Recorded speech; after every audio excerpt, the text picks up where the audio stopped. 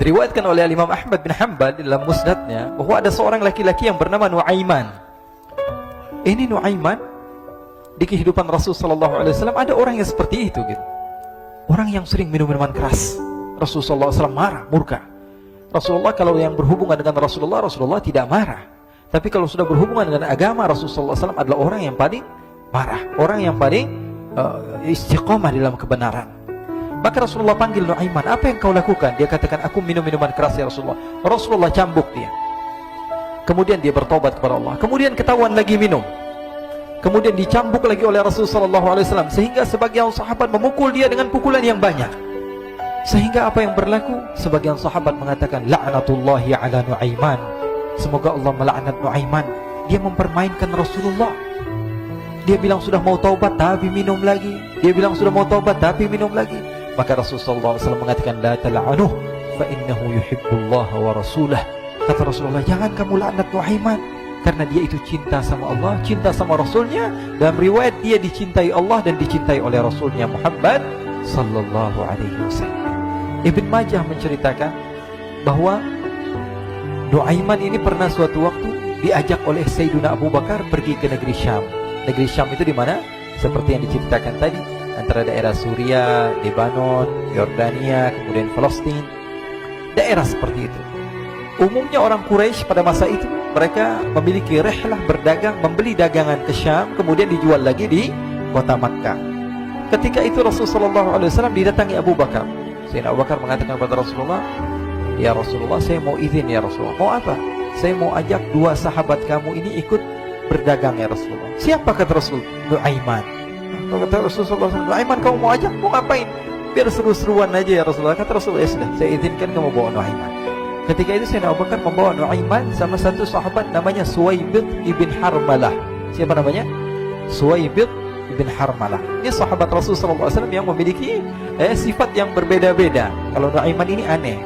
Pernah Rasulullah SAW dibawain makanan banyak, dikasih Rasulullah, dikasih sahabat semua. Semuanya sudah makan, tiba-tiba si Nuaiman ini, sahabat Nabi Nuaiman mengatakan kepada Rasulullah, ya Rasulullah, ini yang penjualnya, tolong kau yang bayar ya Rasulullah.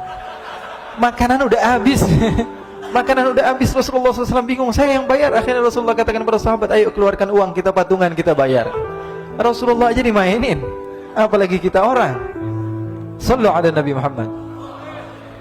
Nuaiman diajak Sayyidina Abu Bakar. Kata Rasulullah SAW, benar kamu mau ajak Nuaiman? Iya ya Rasulullah. Diajaklah.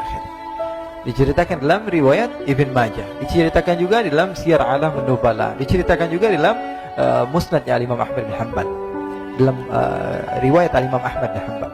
Maka diceritakan Nuaiman diajak oleh Sayyidina Abu Bakar. Sesampainya di negeri Syam, semua dibagi tugas. Fulan bin Fulan kerjaannya ini, Fulan bin Fulan kerjaannya ini, semua memiliki kerjaan. Nuaiman tanya, wahai Abu Bakar, kerjaannya saya apa wahai Abu Bakar? Kata Sayyidina Abu Bakar, kamu mau ngapain terserah kamu wahai Nuaiman. Yang penting kamu ikut saya kan. Kemudian satu di antara mereka namanya Suwaibid ibn Harmalah. Ditanya oleh Sayyidina Abu Bakar, wahai Suwaibid, kamu mau kerjaan apa?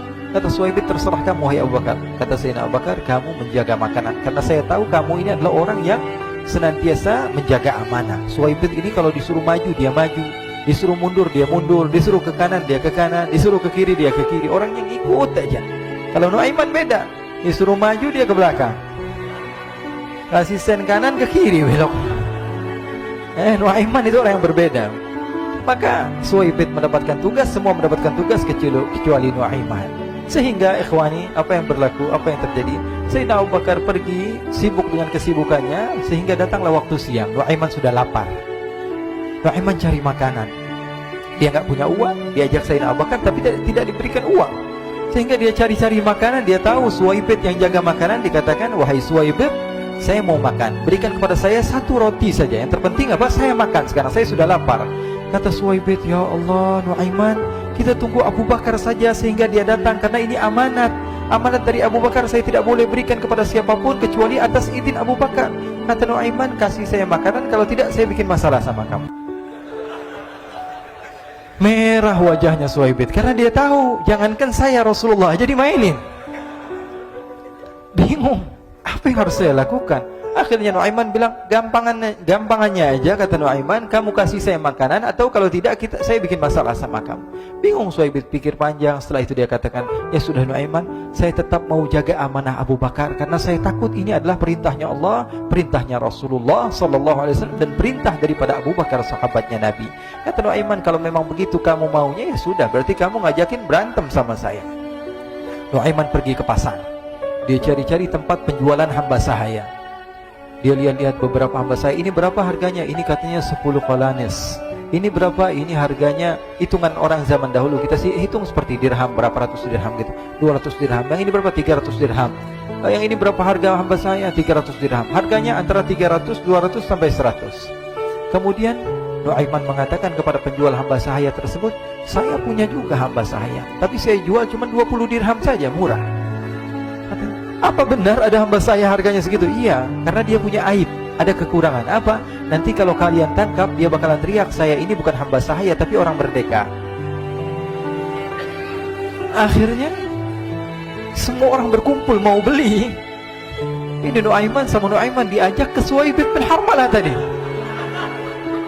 Kata Nuaiman, itu ada orang yang berdiri sedang menjaga makanan, itu hamba sahaya saya, tangkap saja.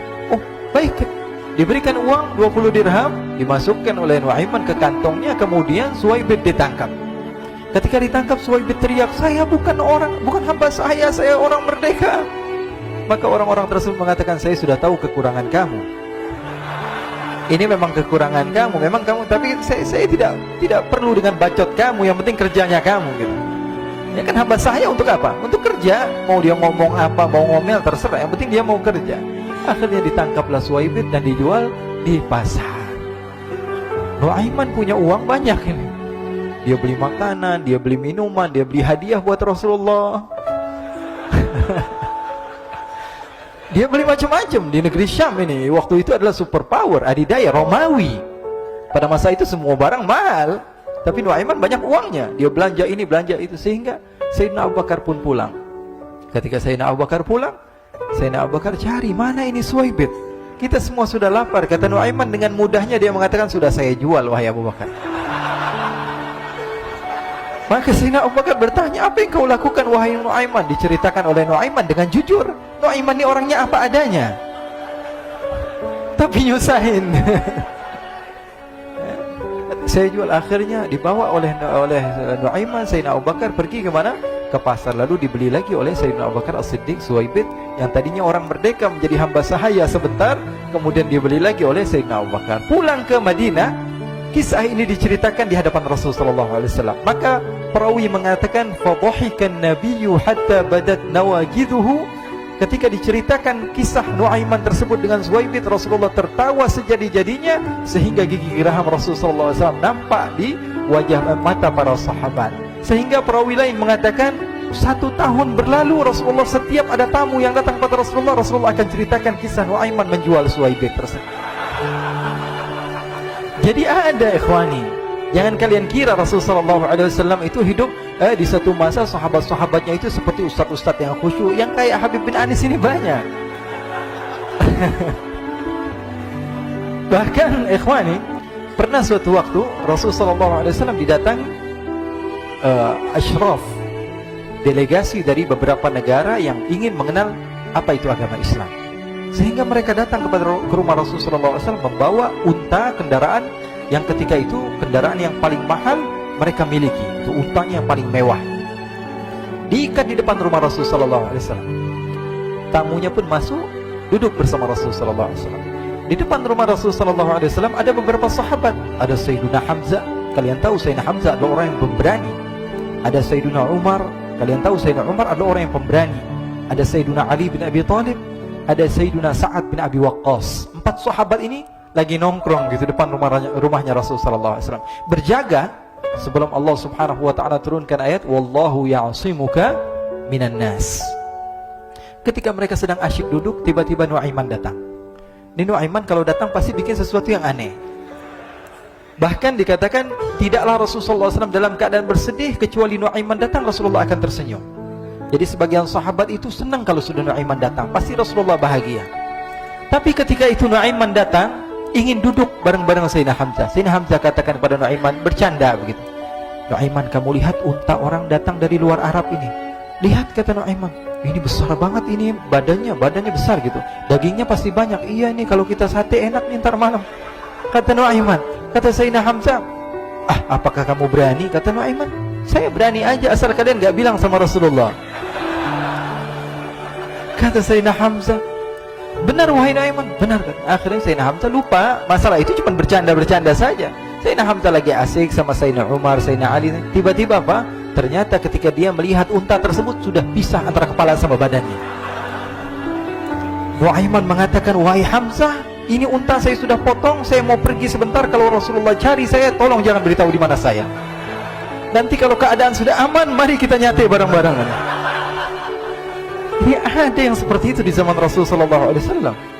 Maka dia pun berlari dan berlari mencari satu tempat supaya Rasulullah SAW dia selamat daripada Rasulullah SAW. Sehingga Sayyidina Hamzah bingung, ini kalau Rasulullah keluar gimana? Ada Hamzah Asadullah, ada Ali bin Abi Thalib, ada Umar, gak bisa jaga kendaraannya, tamunya Rasulullah Sallallahu Alaihi Wasallam. Akhirnya benar apa yang terjadi, ikhwani. Rasulullah SAW tamunya mau pulang. Ketika dia buka pintu tamu melihat apa? Untanya sudah begitu. Mereka teriak, wa naqatah, unta kami wahai Muhammad. Baru mau kenal Islam, unta kami, kendaraan kami sudah dibuang. Rasulullah SAW lihat Sayyidina Hamzah, lihat Sayyidina Ali. Mereka gak bisa ngomong, mereka hanya bilang apa? Nuaiman ya Rasulullah. Rasulullah perintahkan Sayyidina Umar, wahai Umar, sekarang kamu ambil uang, kemudian kamu gantikan, kemudian kamu berikan 2 kali lipat daripada harta unta ini, sehingga apa? Agama Islam tidak didengar dengan sesuatu yang tidak baik di luar sana. Akhirnya diberikan harta, diberikan unta yang baru dan diberikan harta yang lebih untuk orang tersebut, sehingga orang tersebut tidak menjelek-jelekan agama Islam. Kata Rasulullah SAW, dan sekarang waktunya kita balas dendam sama Nuaiman. Nuaiman ternyata berlari tempat yang jauh sampai hampir keluar dari kota Madinah. Dia dapatkan seorang sahabat Nabi yang hadir juga dalam peperangan Badar, namanya Al-Miqdad bin Al-Aswad. Siapa namanya? Al-Miqdad bin Al-Aswad ketika itu sedang menggali sumur. Ketika sedang menggali sumur, Nuaiman datang. Nuaiman katakan kepada Miqdad, wahai Miqdad, wahai sahabat Rasul, kamu orang yang hadir dalam peperangan Badar, kamu adalah orang yang hebat. Dipuji-puji sama Nuaiman. Ada maunya ini. Akhirnya dia bilang, wahai Miqdad, tolong saya. Kenapa wahai Nuaiman, kamu ini kekasihnya Rasulullah, orang yang disayang sama Rasulullah. Kenapa? Saya ini sedang dikejar-kejar orang jahat. Tolong selamatkan saya. Saya pengen masuk ke dalam sumur, boleh atau tidak? Kata Miqdad, siapa yang mengejar kamu? Pokoknya saya dikejar sama orang-orang. Kamu mau atau tidak selamatkan saya? Ya sudah, selagi kamu itu adalah sahabat Nabi, silahkan kamu masuk. Masuk akhirnya Nuaiman ke dalam sumur tersebut. Lalu Nuaiman mengatakan, wahai Miqdad, dia keluar lagi. Nanti kalau ada yang cari saya, tolong jangan beritahu saya di dalam sumur ya. Kata Miqdad, baiklah. Kata Nuaiman, siapapun yang bertanya tentang saya, kamu tidak akan kasih tahu? Iya kan? Walaupun Rasulullah yang tanya saya? Katanya, enggak mungkin Rasulullah datang ke tempat sejauh ini. Iya, walaupun Rasulullah. Akhirnya masuk Nuaiman.